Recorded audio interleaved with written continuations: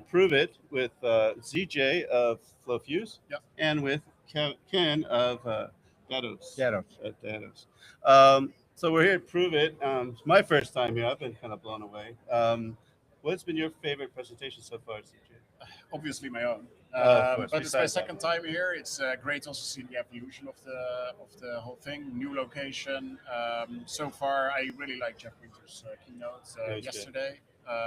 But also like the sessions, very informative, and it's great to see like where the industry is moving and how fast we are all moving in our own directions. Thank you. And how about you? Yeah, this is our first time here. Actually, Walker let us in 6 weeks ago. So we were going to be the last company in, and then Thread became the 51st company.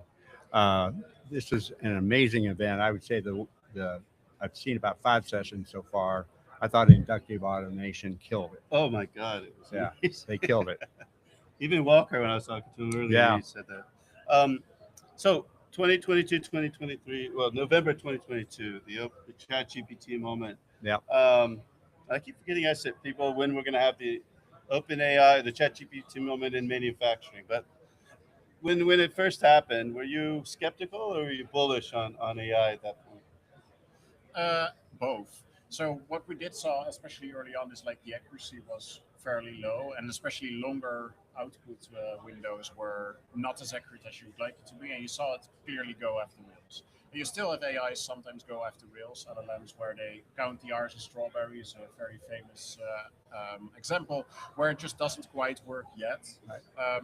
But however, like it is a great sparring partner now and much more reliable, especially if you keep your own brain attached and on and just Right. checking it. Especially shorter answers are great these days where you will have a sparring partner, and if you have a couple of questions you're not quite sure about, you get decent outputs. Yeah.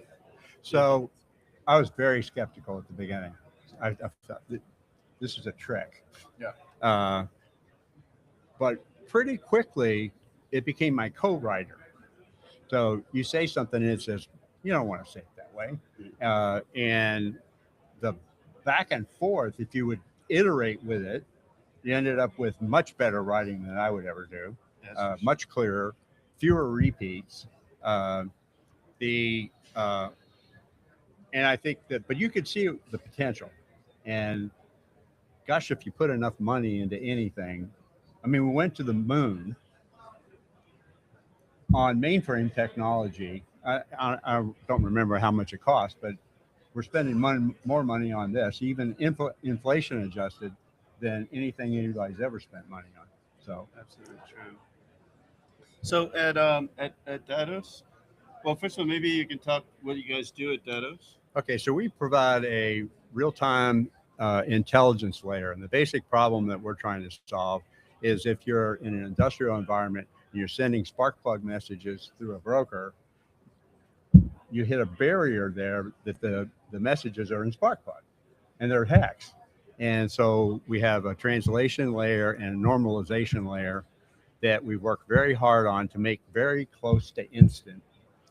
The output of that is arrow tables that are ready to be queried directly by the agents or your swarm of agents. And the idea is to message publish to queryable is 20 to 25 milliseconds, which leaves enough time for the agent to get its job done inside of the control timing in the PLCs. Nice, So it's a pretty small, very specific problem. a nice niche. I'm a big data guy. My career has been building for whatever the generation was, something that would be considered very high performance. Nice. How about Flowfuse? Yes, so Flowfuse is the platform that you use to access the data on the edge, but also transform it across protocols, and then also a visualization layer. It's built around open source Node-RED, and in terms of AI, we can differentiate in two use cases where it's being applied. First is what we call the Flowfuse Experts, which helps you build Node-RED flows and get them into production and get them checked by a human and then roll them out. I think that's where the biggest steps were taken for us in terms of AI and LLM output, where initially it would just make up nodes that didn't exist and would suggest solutions that aren't possible. But now, recently, they've taken major steps, and in terms of development, most of the development can now be done aided by AI. So if you don't know anything about OPC UA, but you know your boss told you like, hey, convert this OPC UA to MQTT, that is something to be done. Also with Sparkplug, like it knows then, okay, I need to install this platform plugin. You install the plugin and then knows how to transform the data into the Sparkplug structure, for example. So that's the one area where we took enormous strides, and we see massive adoption as well. Just last week, we saw 2.5x adoption week over week of our customers using AI to develop flows. The second thing we offer are, if you can connect to anything and transform that data to another protocol, we can also adapt it with MCP and other AI native protocols to be AI ready to be queried, especially with LLMs. If you look at our customer base and where they're experimenting, MCP has tools that can change things. Those we hardly see in production. Changes are still very fundamentally IT controlled and not something they want to push into an LLM. But the resources, however, we see now OPC UA being queried with LLM, but also Ethernet IP messages that are being interpreted by LLMs, and then IT as well as OT now has one layer, one queryable text layer to understand operations better. I just talked to a company right before I came over here who needs your stuff. I'll tell you their name after we're done. Yeah, let's chat. Yeah. How has AI changed the way you develop code at Datos? Well, up until about 4 months ago, you would ask it, you were using it for research, right? So give me the syntax, do this, what function will do this? And then there was a point at which you could put your entire code base into Claude and to ChatGPT, and everything changed at that point, right? It now became a co-programmer. And the way I would put it to people, and it gives me cold chills to think about it. You can take we've always talked about 10x programmers being the standard. That guy's now a 100x programmer, and he might be a 1000x programmer as we go forward. So all of a sudden, you can communicate what you want, and it'll build 80-90% of it. You still have to pay attention and read every line and test the hell out of it and all that stuff. One of my developers recently built a completely brand new product, a UNS viewer, in 2 weeks using Claude, and I forget the other, and Claude and maybe Gemini, and then his own opinion, and he just checked them all against each other. And so he ended up with something. I haven't found a bug in it yet, and it is really, really fast. And as part of that process, classic graphics packages, D3, Vega, those kinds of Vega Lite,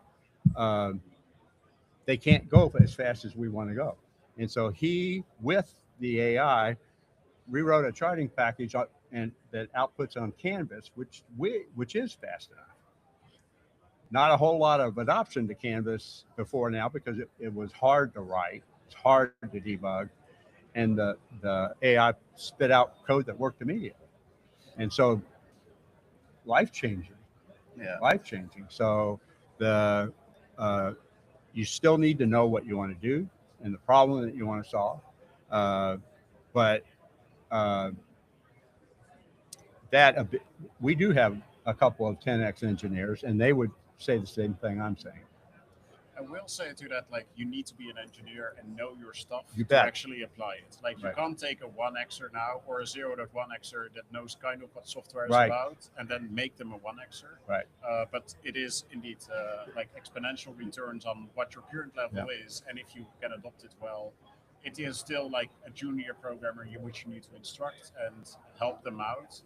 So for example, on my personal experience, what I see a lot is like, you need to coach it if there's reusable patterns in your code base. The code bases generally are too large for the full context window, so you can't ingest it all. So it will rewrite things that and the plumbing functions you already have. If you are really good at and understanding your own code base as a human, you can instruct it like, hey, I know there's plumbing to do this, find it and use it. I think those engineers like see Yeah, incredible results. it's really pretty amazing to watch. Yeah. I was finding it awesome using anti-gravity, how it automatically created its own kit, and then it was able to have all the history there. And when it screwed up, I could just say, "Well, go back 2 days ago." 3 seconds later, it was off to the races. Yeah, and what's great about anti-gravity is that in some ways the area of problem for an LLM is confined enough that it knows already as a context, this is my playing area. Like taking a basketball player and trying like another ball sport might not yield the best results. But if you make sure that this basketball player is only playing basketball, then you're getting amazing Yeah. results. And Yeah. then as a developer, you become more like the coach, right? And you tell them where to run and when to shoot and when to go for other options. I'm also curious too. Is AI changing some of the foundational ideas on the waterfall versus agile? You think the models of the way you organize this code, because now you've got a couple extra programmers, right? Are they going to end up those agents coming to the Scrum meeting? Uh, how's that going to evolve, or is it going to change? Are we going to? Because I think there's still a lot of people using waterfall, and they're trying to adapt it to agile. Just so Yeah, so I don't think they'll join to the Scrum meeting and have actual input. But what you can do and probably should do is continuously maintain like the instructions that you could put in Claude MD or otherwise, and do that with your team, right? So if you're seeing off the rails some behavior in certain changes you've made, every week as a team you can iterate like, hey, we see this happening. Let's make sure we explain the code base better to the model, for example. And that is where you see a lot of strides being made, where documentation is now being written for a model, Yeah. not for humans, because we want to instruct the model like, okay, first do always this and then do that, and make sure you write the test and also do the golden path test, for example. And those instructions are documented in the code base, but a human is gonna read it. Well, you don't, in general, my personal like, I don't have to type anything anymore. you just talk to Well, it. well, once you have a base and you start saying, well, change this, try this, all this stuff, it does all the typing, the retyping. My hands feel so much better. The Now I've never used Agile, so and I never used Waterfall. I've always used an incremental software technique: build, have a structure, and start to fill it in.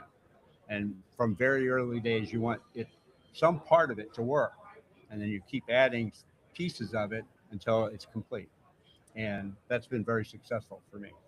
Yeah, and especially in software, right? Like continuous deployment has been a thing for a decade now. Yeah. We see the same with manufacturing right now, where every day is just a new iteration, and you want to keep the changes you make small so you can iterate much Yep, faster. absolutely. So waterfall has been that, I would say, for a decade. Yeah. Agile, where it's very process driven, is still valuable for humans, but the changes you're going to make and ship seem to be getting smaller and more frequent. So Well, for instance, OpenAI is now updating every day in place. Yeah. Wow. Okay, so that's like the Netflix model. And so you have to have some instrumentation. The guy who went to Netflix and implemented Chaos Monkeys used to be a colleague of mine. You need that kind of structure if you're gonna make changes every day, because otherwise even a small break, the thing falls apart. Yeah, we're gonna need AI ops on top of DevOps and SecDevOps. What we do observe is like if the rate of changes improves, which it does, that you have other bottlenecks instead, right? Like you still Yep. want a human to review, then you do need to deploy, and like yes, most of this is automated, but the cost of doing deploys and the cost of doing the review is still there. Right. So there's a couple of steps we need to take. There's some AI reviews, but then AI written code reviewed by AI feels a little sketchy and not quite like now you multiply their inefficiencies, which just gives you lower accuracy. So we're not quite there yet. Yeah, That you might trust it 10 years from now, but not yet. I definitely will. Yeah. But right now, that seems like a long shot. Yeah, I agree. Yeah. I agree. Yeah, I the think other that thing people tout is like, oh, we're gonna do prompt to binary directly. That's a Nah, stretch. I don't see nah. that. So there's humans are going to have to be in the loop. Walker did a rant the other day talking about, no, AI is not going to take over everything, and I agreed with his perspective. The thing that human beings bring to it is new ideas, creativity. What the LLMs have is everything that's publicly known about everything. Okay, but new things or things that haven't become public, it can't know that. And so um, the ideas that we came up, one of the reasons we went to performance here is we don't think that AIs are going to be ready to write millisecond. real time. Yeah, not yet, but you got to be astonished with how fast this is going. Did you think we're getting close to the OpenAI moment in manufacturing? Oh, we are already there. So That ignition well, demo both was sort that, of but also like if I just look at our statistics of the Focus Expert, how quick it is being adopted, and how much trust people assign to the expert, like rapid growth, and also the changes they make. Were first very confined, and they're getting more and more confident as well. So Yeah. they're willing to ask the bigger question and understand like, hey, I can now prompt for something. I'll come back in a minute or two, Right. and then I have a Node-RED flow basically ready to go. And then yes, you check the configuration, but the deployment phase is like instant. And Somebody once said the future's already here. It's just not widely distributed. yeah, exactly. Yeah. and then the Falkers say the past isn't dead. It's not even past. That's right. That's right. So you guys started out somewhat skeptical, and now we're 4 years into this thing, and we passed through MCPs and now Moltbook, whatever that was. Are you as bullish or skeptical as you were some years ago? MCP as it is right now, I think will die within the next year, and there will be an MCP2 or something along. But like MCP as a basic structure as it is now is quite immature. So if you look at manufacturing, what you just want to know is who made the decision to do what. There is no native logging or audit logging in MCP. There is a way that agents can communicate with agents already with LLMs. And now, what the deciding factor was for any decision is up in the air. So there's a bunch of problems there. Then authentication. Another thing you can do with MCP right now is say, okay, I will make this tool available for you to use, dear LLM. But before you do, always ask me to authenticate. There's no way to mandate this on a protocol level to make sure that there is always a human in the loop, for example. And with manufacturing, if you mess up a whole batch in, let's say, medicine production, that's just a very pricey accident. As well as, are you still gonna get your GXP? Is that still solid? And how are you gonna make sure that the quality is there as a manufacturer long term? He said it really well. Okay. Thanks.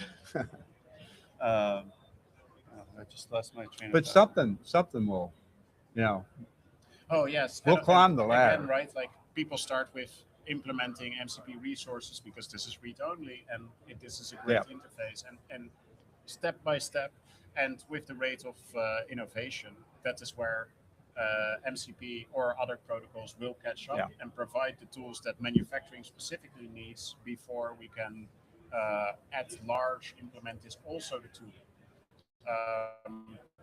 But like there's no current safe way to say slow line 6 down because we need less production next week, for example, and be confident that it does the right thing. Right.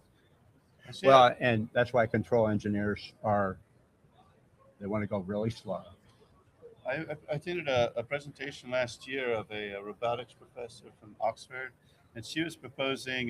She called it instead of a like the basically she was saying in robots we're going to need a sort of black box Mhm. like you have on the airplanes, right? So when the robot actually kills somebody, which someday a robot's going to kill somebody, in a factory or in a restaurant, and you've got to figure out what Yeah. transpired. It seems to me in manufacturing we need something like that. There's got to be some universal auditing thing But yeah, built in so that we can trace anything back that to has root moving cause. parts, robots, arms, for instance. I took a tour about 3 years ago at the Tesla factory in Fremont. It's fast, just robot arms everywhere, huge and small. It was amazing, and there weren't very many people out there on the floor Mm. for that reason. Things are, and you have to believe that mistakes get made. And so the control engineers, what they care about first and foremost, has been true for a long time, is safety, right? Safety of the human beings. Yeah. Yeah. OEE is secondary to Yeah, safety. you're right. Yes. So, in terms of the customers that you're dealing with, um, do you find that where do they sit in terms of digital maturity before they start using FlowFuse? Like I always use the same. One is Excel email, and five is like an agentic adaptive factory. Where do they sit before FlowFuse and Datos? And where do you think that they can eventually end up when they're using your software? Yeah. So I think 5 is a really high bar you just set up Yeah. for the I don't think agentic. anybody's at five. I don't think Yeah, anybody's so at no one's going to four. get there. My background is in IT, and the first customer we landed was super mature already in digitalization, and everything was connected, about 99% of their assets. And for a while, I was like, oh, this is everyone in manufacturing. Now I know that, like, when people start to adopt our software, open source or otherwise, they're generally at like a 1, and they are maturing really quickly. But within a couple of years, especially because all the other people already paid for the R&D, there is a lot enough published about how you get more mature really rapidly. Mhm. I suspect that most people will be a 3 within 2 or 3 years of adopting FlowFuse. The 5 and the fully agentic, I don't think anyone even currently has the ambition to be fully agentic, Right. because agents are not predictable right now. Fully automated and robotic, I think, is a much more obtainable goal and something people actually aspire to. There's a lot of jobs where humans are still required to actually be the operator. But I do think in the next decade, most of those jobs will go away until it's only highly skilled or highly motor skills are required, or a Yeah. combination of actions that is really hard to automate. So just because of the category that we're in, uh, you don't actually want to talk to us until you have your devices connected, Right. or at least most of them connected. So everybody's And- at a two already. Or something Pardon me? like- So everybody's at a two. 1.5. One now. They, the they're collecting everything. They're just not utilizing it yet. Yeah. Is the way I would put it. But you do see we've had a lot of conversations here and before here, where people they have an active project, they have a timeline, they want to get something in place to prove to themselves and their organization that this can have a payoff. So the whole industry is gearing up, and I agree with him. I think there'll be about a 3. It'll be a long time before we see a 5. Well, I'd like to think that using startups as opposed to the bigger companies, you have a better chance of getting there faster. Well, I of course agree with that. Yeah, although like you're never fired for IBM also applies for manufacturing. Like a lot of Siemens and Rockwell, for example, is still bought, and there's a lot of purchases where you don't want to be where you want to be risk averse, right? Right. The more experience we have, we are around now for 5 years. The more trust you get from the environment, because you also have the cases to back up what you're doing. I do expect the risk of buying FlowFuse is less and less. So probably the same with your company because So you have actually, more our cases to- our launch day was yesterday. Oh, okay, cool. All right, So, but no, it's my- either way, this- like the risk is gonna decrease. I've done a over lot time. of startups before, but yeah. So now, why do we have a chance? We have a chance because we're unique right now. Yeah. We won't be unique a year from now. I think the reason that this ultra low latency, high speed stuff hasn't been true is because people didn't think it was possible. We didn't know that. Yeah. So Interesting. we just did it. That's awesome. There might be a market for you in financial trading. They Yes, all I know agree with you. latency. I agree with you. Yeah. That's been a really awesome conversation. I really appreciate likewise. meeting both of you. CJ Yeah. Thank you and very much. Ken. Nice to meet you. It's really cool. Thanks. I I'll don't call know- you the next time I'm in Paris. Oh, that'd be great. I'll come have yeah, some yeah. beer in Amsterdam or whatever. Yes, stop by. Or and, Utrecht, wherever you no, near Amsterdam. Yeah. Okay. Love that place. Been a million times. many tourists Okay, well, I'm going to try to get. I've seen Bill walking around from Machine Metrics. I'm trying to get Mid 10X, so we'll see if we Okay. get another one. Where can we find you guys after this conference? What are you guys going to do this year? Are you going to go to another ITMC or some other conferences? Maybe Hanover Next up Messe? for us, Hanover. Yes, I was going to say Hanover that. Messe. Right, the end of April. So we're definitely every year in Hanover. Then IMTS we're considering, and then you got SPS in Nuremberg. And you're welcome to come to Threaded in Warwick on the 25th of I'll March. definitely consider it. I'll put you in touch with our marketing people. I don't know yet. So Well, this you is our welcome first to conference. Miami In if you addition to want. being launch day, this is our first conference. So the product, we've been working on it total of 3 years. Wow. In this segment for 1. And we're going to have to find our way a little bit. He's way ahead of me. Yeah, you'll get there. Yep. Thanks, everybody. Bye. We'll try to be back in a minute.